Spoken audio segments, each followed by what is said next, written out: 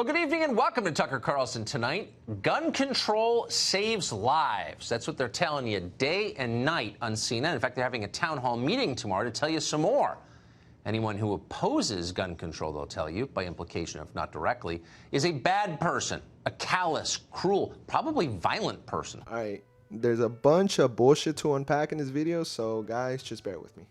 And yes, Tucker, they are all those things and worse, because there are studies after studies after studies after studies. Look, 130 studies that show that gun control would work. Never mind that we have other countries to show us as examples that gun control laws work over there as well. Never mind that we have a study that shows us that guns aren't used that much in self-defense. It even says 1%. Anyone who opposes gun control, they'll tell you, by implication if not directly, is a bad person, a callous, cruel, probably violent person, someone who doesn't care about the safety of others. Well, last night, a group of progressive activists took that very message to Senate Majority Leader Mitch McConnell's home. Here's what they said. We're at McConnell's house. This think he's about to get some rest. Not if the children that you're kidnapping can't get any rest. Not if families who are getting murdered can't get any rest. Mitch! He's in there nursing his little broken arm. He should have broke his little raggedy, wrinkled ass neck. Murder turtle! Murder turtle! Just stab the motherfucker in the heart. Stab him in the heart, break his neck. That's the left's message for Mitch McConnell. They're totally opposed to violence, and that's why they want to kill Mitch McConnell. For those not familiar with Mitch McConnell, this will give you a little bit of an insight into the guy. He's received $1.26 million from the NRA. So if the main player that doesn't want gun control because they make a lot of profit off it is giving you $1.26 million, do you think you're going to go up and say, oh, I want gun control or not? It's pretty simple to understand. If you're confused, you haven't been paying much attention lately. Almost everything the left says these days is projection. In almost every single case, they accuse you of exactly what they're doing. Tucker's making it seem like the right doesn't incite violence, but okay, for starters, they're protesting. You think if they really wanted to go and hurt Mitch, they couldn't just go to his house and do it? They're right in front of it. Oh, right-wingers answers. Oh, but he has guns. He's going to protect himself. Well, you don't think they could get guns? You know how easy it is to get guns in this country, which is the main problem we're talking about here? But never mind. Here's a little bit of somebody actually inciting violence. Knock the crap out of him. Like to punch him in the face. I don't condone violence, and I don't talk about violence. I would have done well, but I would have been boom, boom, boom. I'll beat that. I don't know if I'll do the fighting myself or if other people will. Maybe he should have been roughed up because it was absolutely disgusting what he was doing. If you see somebody getting ready to throw a tomato, knock the crap out of him, would you? Seriously. Like to punch him in the face, I'll tell you. Try not to hurt him. If you do, I'll defend you in court. Don't worry about it. In the good old days, this doesn't happen because they used to treat them very, very rough. And when they protested once, you know, they would not do it again so easily. We become weak. We become weak. And you know what? The audience swung back. And I thought it was very, very appropriate. The audience hit back. And that's what we need a little bit more of now. Part of the problem and part of the reason it takes so long is nobody wants to hurt each other anymore, right? And this week was no different. In the wake of two horrifying mass shootings, they've been telling us the president is a hater. He's using race to divide us, they scream. It's wrong.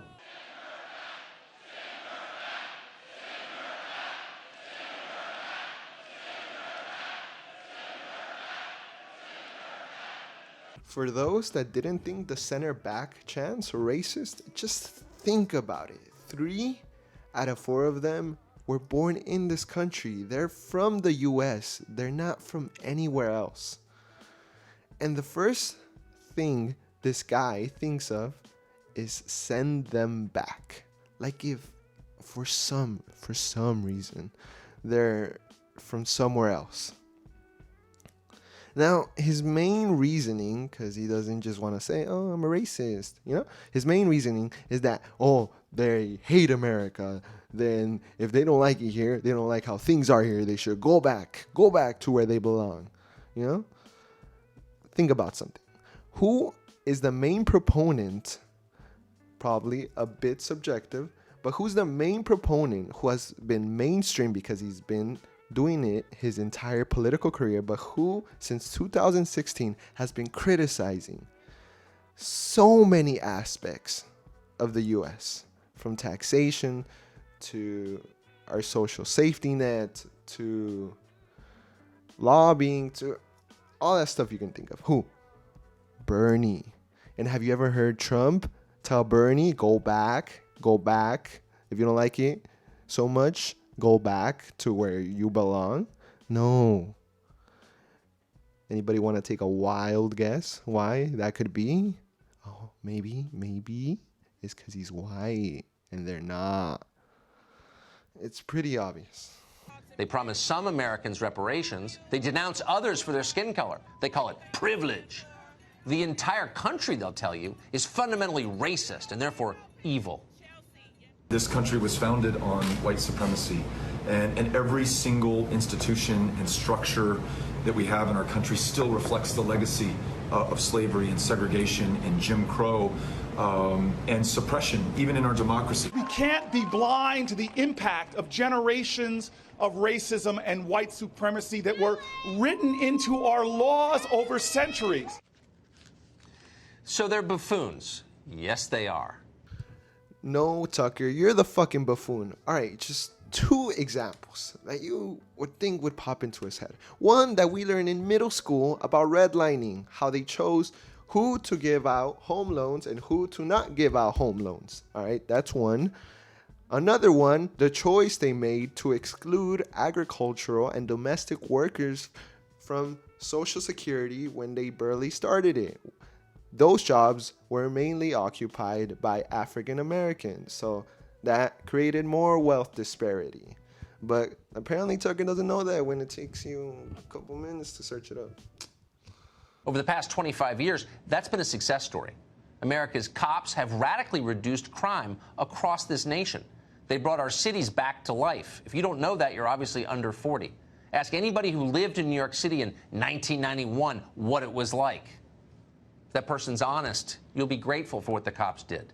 There was a decline in crime in the 90s that kept going on for many years after that. But the effect that cops had on it, because they did try hiring more cops, was modest at best, as this study shows. And this isn't the only study that shows us. The decline was attributed to this and many other factors. But now, on the basis of no evidence whatsoever, the left is telling us police are racist monsters.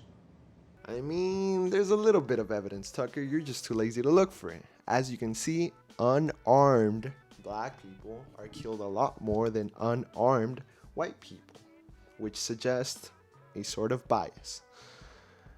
To address another talking point that says that this bias occurs because black people are responsible as a proportion of their population for more crime, there was a study done on this on a county-to-county basis, and it found that there's no relationship between county-level racial bias in police shootings and crime rates, meaning that the racial bias observed in police shootings in this dataset is not explainable as a response to local level crime rates, which suggests that there's a racial bias involved.